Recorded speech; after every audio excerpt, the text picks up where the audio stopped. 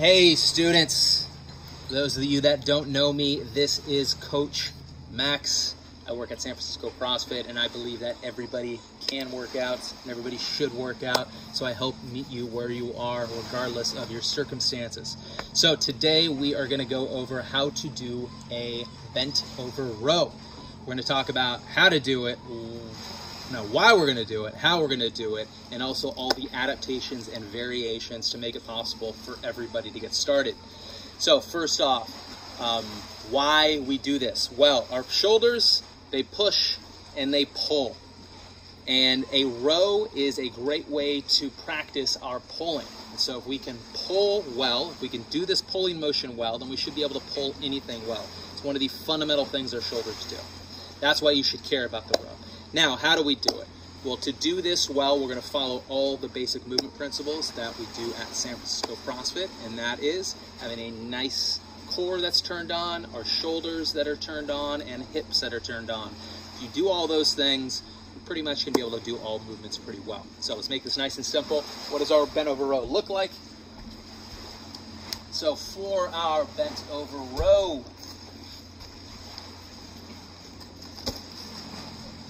we are taking a heavy weight, hopefully something that's challenging for us. We're going to start with a nice tight core. That means turning the abs on. We're going to roll the shoulders back and down. And we're going to put a little bit of torque on the hips, making sure our knees are staying over our feet.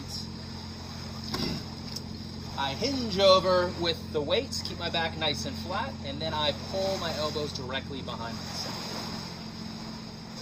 This movement can also be done with one arm. If I have my weights or a dumbbell, something like this, this is totally fine as well. One arm works just fine.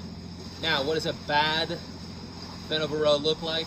Well, let's go back to the core. If we have a core that is not braced and it's bending as we're rowing, or shoulders that are not secured in back but dumped forward and arching, or if we have knees that are wobbling around, they're not over our feet, they're going in and out. These are all signs of a bad bent over row. Okay, so for most of us watching this video, this should work for a movement. Now, however, if we have some balance issues, we're missing a leg, amputation, ankle injury, something, traumatic brain injury, we can always hold on to something. We're going to do this movement with one arm on a bench or a chair and something else, a weight in one arm. And we're going to pull that weight straight back and up. This is totally a fine way to do it. It's also called a bench row. Make sure whatever you touch is nice and stable and won't get away from you. Okay, so that, again, should work for probably up to 90% of people. Now let's take some athletes with more significant problems. Say some athletes that spend a lot of time on the floor or have real difficult standing. A real difficult time standing, MS, cerebral palsy, traumatic brain injury, stroke. We can do this movement as a quadruped. I'm going to grab our 10-pound weight here because it's a little smaller and less bulky. We can go into a quadruped position and simply pull up from here. So this works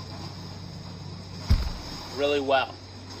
Now, our last class athletes, let's say our core doesn't work either. We're paraplegic or some other kind of major core injury, maybe severe traumatic brain injury.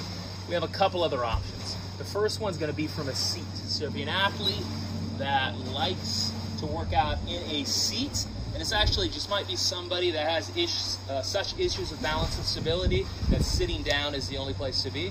Maybe you're missing an arm and a leg, something like that. Susan? We can take a band, secure it to something, and pull that band directly back. We can do this with one arm, and we can do this with two arms. Just make sure wherever you're sitting, your elbow can move back. You might need to sit against something if you have a spinal cord injury to be able to pull this all the way back and through. What else? Oh. All right, let's say you're an athlete, again, spinal cord injury, that is working on the floor, wants to stay on the floor, doesn't want to get up in a chair to do his work. We can simply find a wall and substitute this movement in with a curl movement. A curl over to here and a curl over to here. That's it. We don't get our lat involved in that so much, but we still get our bicep pull, and this is a very functional movement because a lot of our pulling becomes very bicep centric when we're sitting down all day.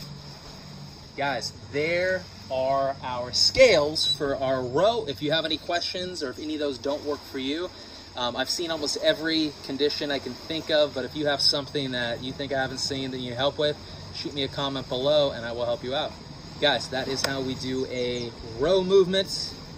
If you want to train with us, let me know. Otherwise, please like, subscribe, and share this video if you think it will be helpful for other folks. Guys, great to help you out.